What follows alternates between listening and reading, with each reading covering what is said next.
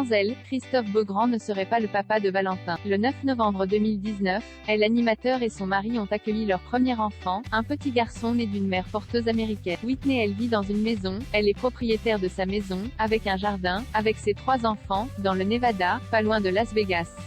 Ils ont 2 voitures. Leur vie va très bien, expliquait Christophe Beaugrand sur le plateau de Quotidien il y a quelques jours. Elle a la chance d'avoir une magnifique famille, elle a 3 petites filles superbes et elle a toujours eu envie d'aider des gens, de se sentir utile. Il y a vraiment quelque chose de cet ordre-là, du don.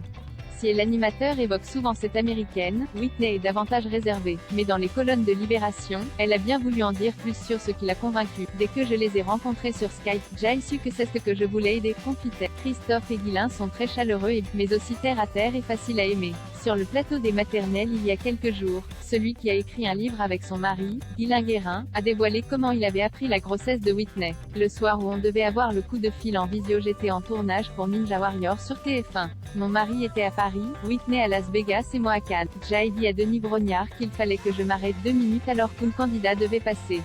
Le producteur gueule, c'est Denis Brognard qui lui a dit qu'il se passait quelque chose d'important et qu'il fallait qu'il me laisse 5 minutes. C'est-il souvenu. Là, Whitney nous a annoncé la bonne nouvelle en déclarant « We are pregnant, nous sommes enceintes, NLDR ». Je n'ai encore la chair de poule car ça a été un moment incroyable dans notre vie.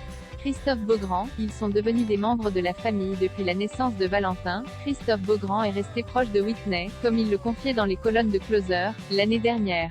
À l'époque, l'animateur nous expliquait avoir un contact quasi quotidien avec la mère porteuse de son fils, mais aussi Jacob, son mari, et leurs 3 filles. Ils sont devenus des membres de la famille, a glissé le jeune papa. Une évidence pour lui, puisqu'Oyol a tissé des liens forts avec la mère porteuse de son bout de chou. Whitney fait partie de l'histoire de Valentin, racontait-il. Si on songeait un jour à avoir un autre enfant, et qu'elle n'accepte pas de le porter, je pense qu'on ne solliciterait pas une autre famille. Quand on construit quelque chose d'aussi fort, difficile d'imaginer le faire avec quelqu'un d'autre.